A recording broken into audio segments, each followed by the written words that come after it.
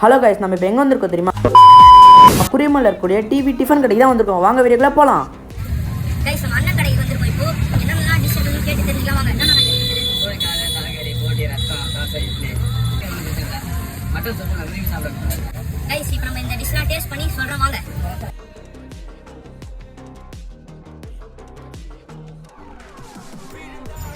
Guys, நம்ம டிஷ்ஷை தச்சு நம்ம இப்போ சாப்பிடலாம். வாங்க. ஃபர்ஸ்ட் ஒரு மீன் இருக்கு, அதுக்கப்புறம் ரத்த பொரியல் இருக்கு, 65 வச்சிருக்காங்க, அதுக்கப்புறம் ஈரல் கிரேவி இருக்கு,